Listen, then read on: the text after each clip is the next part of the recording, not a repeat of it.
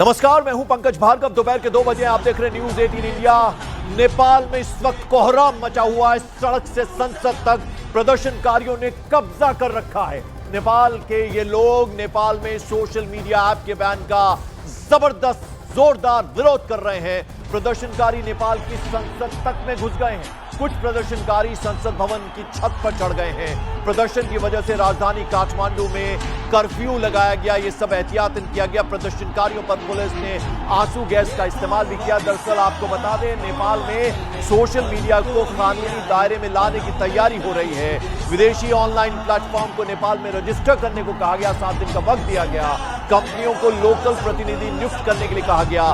जिन companies ने register नहीं किया उनको बैन कर दिया गया है। और इसी के खिलाफ काफी गुस्सा है। जेन ज़ी 1997 से बता दें आपको 2012 तक के जो लोग इस बीच पैदा हुए, यानी जेन एक्स इन्हें कहा जाता है, जेन ज़ी कहा जाता है। और ये वो लोग हैं जिन्होंने जो टेक्नोलॉजी उसका बेहतरी से इस्तेमाल करते हैं। इन लोगों में आज आक्रोश है। सड़क से संसद तक इनका गुस्सा देखने को मिल रहा है। जेन ज़ी यानी जनरेशन जेड, जैसा हमने आपको बताया, और नेपाल के जेन ज़ी यानी जनरेशन जेड ओली सरकार के खिलाफ आर पार करने के मूड में। तस्वीरों में हम दिखा रहे हैं, हर तरफ आप देखिए युवाओं की भीड़ नजर आ रही है। और ये युवा इतने गुस्से में हैं कि संसद भवन के अंदर ये पहुंच गए, दाखिल हो गए। हालांकि इनको वहां से खदेड़ने के लिए वहां हल्का बल का प्रयोग करना पड़ा। हवाई फायर भी वहां किया गया, आंसू गैस के गोले वहां दागने पड़ गए। लेकिन ये युवा मानने को तैयार नहीं है। जेन ज़ी आपको बता दें तकनीकी रूप से बेहद सक्षम है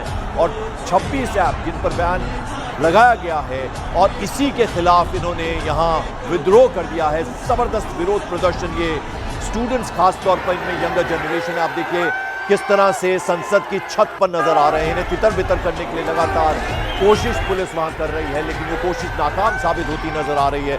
समंदर जैसे इन युवाओं का उमड़ा है। चंद्रमोहन कुमार हमारे सहयोगी इस वक्त हमारे साथ जुड़ रहे हैं। चंद्रमोहन, जबरदस्त प्रदर्शन चल रहा है और ये सब कुछ भ्रष्टाचार, उसके अलावा इनके समर्थन में कुछ नेता भी हैं जो राजशाही का समर्थन कर रहे थे, वो लोग भी कूद गए हैं।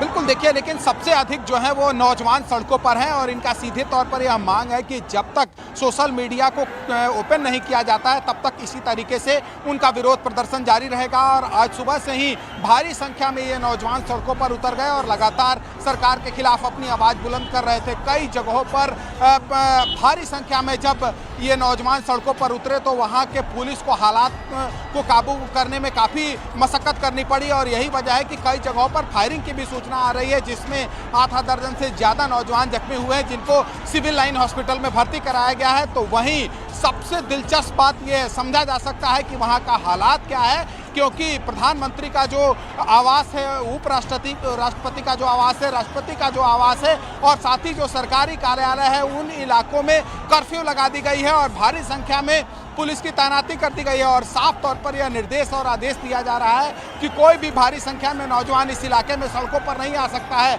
हालांकि जो हंगामा करने वाले लोग हैं, जो पुलिस सरकार के खिलाफ सड़कों पर उतरकर नारेबाजी कर रहे हैं, ये नौजवान वो सीधे तौर पर एक ही मांग कर रहे हैं कि जब तक सोशल मीडिया को ओपन नहीं किया जाएगा तब तक इनका इसी तरीके से विरोध प्रदर्शन जारी रहेगा। पिछले एक सप्ताह से नेपाल में यह देखा जा रहा था कि छिटपुट कहीं कहीं कुछ पॉकेट में जो नौजवान है वो सड़कों पर उतरकर विरोध प्रदर्शन कर रहे थे, लेकिन आज सुबह से ही ये भारी संख्या में सड़कों पर उतर गए। और अभी भी जो तस्वीर सामने आई है वो साफ तौर पर दिखा रहा है कि इनका गुस्सा पीछे हटने का ये लोग नाम नहीं ले रहे हैं और इनका गुस्सा जो है वो चरम पर है। वहाँ के संसद भवन पर अगर वहाँ के नौजवान चढ़ गए तो क्या हालात होगा, क्या आलम होगा, ये महज अंदाजा लगाया जा सकता है। तो सरकार के खिलाफ, ओली सरकार के खिलाफ नौजवानों में काफ़ी गुस्सा है और यही वजह है कि ये नौजवान सड़कों पर उतरकर विरोध प्रदर्शन कर रहे हैं। गुस्सा कैसा होता है इन तस्वीरों के जरिए हम दिखाने की कोशिश कर रहे हैं। 3 अलग अलग तस्वीरों में आप देखिए किस तरह से ये ज्यादातर इनमें स्टूडेंट्स हैं, हजारों की संख्या में ये है। संसद भवन वहां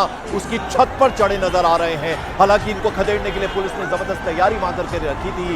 इन पर आंसू गैस के गोले भी छोड़े गए। उसके अलावा वहां पर हवाई फायरिंग भी की गई है।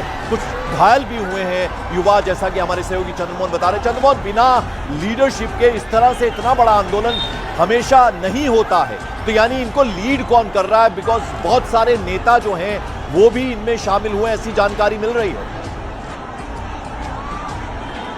देखिए, ओली सरकार के विरोध में रहने वाले लोग सीधे तौर पर इन युवाओं को सपोर्ट कर रहे हैं और सबसे दिलचस्प बात यह है कि 13 साल से लेकर और 27 साल तक के युवा जो हैं वो सड़कों पर हैं आज के वक्त में। तो सरकार के लिए कितना बड़ा चुनौती है ये अंदाज़ा लगाया जा सकता है। आज सुबह से ही ये भारी संख्या में सड़कों पर उतरे और उसके बाद जो भी सरकारी कार्यालय था पहले उनको बंद कराने की कोशिश की गई और वहाँ से ये प्रोटेस्ट धीरे धीरे आगे बढ़ते बढ़ते संसद भवन तक पहुँच गया, जहाँ पर भारी संख्या में जो नौजवान थे वो संसद भवन पर चढ़ गए, उसके अंदर जाने की कोशिश किए। हालांकि जो पुलिस वहां पर मौजूद थी उनको रोकने का प्रयास जरूर कर रही थी, लेकिन इनका गुस्सा जो है वो थमने का नाम नहीं ले रहा है और अभी भी भारी संख्या में ये सड़कों पर उतरकर विरोध प्रदर्शन कर रहे हैं। काठमांडू में अगर कर्फ्यू लगाया गया है तो इसके पीछे एक बड़ी वजह है, क्योंकि जिस तरह से भारी संख्या में ये नौजवान सड़कों पर उतरकर विरोध प्रदर्शन कर रहे हैं सरकार के खिलाफ, हो सकता है कि कहीं और ये आग न लगा दें, इनका जो प्रदर्शन है और उग्र न हो जाए, इसलिए इस इलाके में कर्फ्यू लगाया गया है। और साथ ही जो प्रधानमंत्री का आवास है, राष्ट्रपति का आवास है, उपराष्ट्रपति का आवास है, उन इलाकों में कर्फ्यू लगा दिया गया है और भारी संख्या में पुलिस बल की तैनाती की गई है ताकि ये क्या अकेले काठमांडू जो राजधानी है वहीं पर यह प्रदर्शन हो रहा है या नेपाल के कुछ और शहरों से भी इस तरह से प्रदर्शन की खबरें आ रही हैं? उस बारे में कुछ अपडेट, कुछ जानकारी? बिल्कुल, देखिए, नेपाल के कई हिस्सों में ये प्रदर्शन चल रहा है, लेकिन सबसे अधिक जो गुस्सा नौजवानों का है वो काठमांडू में देखने को मिला, जहां पर सड़कों पर ये नौजवान उतर गए और उसके बाद लगातार हंगामा कर रहे थे, अपने आवाज़ को बुलंद कर रहे थे और संसद भवन तक पहुंच गए। तो इसलिए इनका जो गुस्सा है वो समझा जा सकता है कि किस कदर चरम पर है और इनका सीधे तौर पर यह मांग है कि जब तक सोशल मीडिया को ओपन नहीं किया जाता है तब तक इनका इसी तरीके से विरोध प्रदर्शन जारी रहेगा। तो ओली सरकार के लिए एक बड़ा संकट कहा जा सकता है, क्योंकि नौजवान अगर सड़कों पर हैं और अगर उनका गुस्सा सरकार के खिलाफ है तो उनको शांत कराना उतना आसान नहीं होता है। ऐसे में ओली सरकार पर संकट है, लेकिन इस बीच ओली सरकार का क्या कहना है, जरा उनकी बात भी सुन लीजिए। नाम कहलिए का ठुला बुद्धिजीवी हूँ भन्ने के भन्ने आँट गर्दैनन् भने विचराहरूको यो हामी हुन त सिमानाको छलफल, सार्वभौम सत्ताको छलफल, स्वाधीनता र स्वतन्त्रताको छलफल गरिरहेका छौँ नि। मान्छे पहिले आफै स्वतन्त्र छैन, आफ्नै खोपडी स्वतन्त्र छैन, आफै चिन्तन स्वतन्त्र ढङ्गले चिन्तन गर्न सक्दैन भने अनि त्यसले स्वतन्त्रता कहाँबाट स्वतन्त्र ल्याउँछ? अलि घाक बुद्धिजीवीहरूको एउटा घाक पत्रिकामा आज एउटा इन्टरभ्यू देखाएको थिएँ मैले, भव्य तस्बिर समेत, व्यक्तित्ववाला तस्बिर समेत।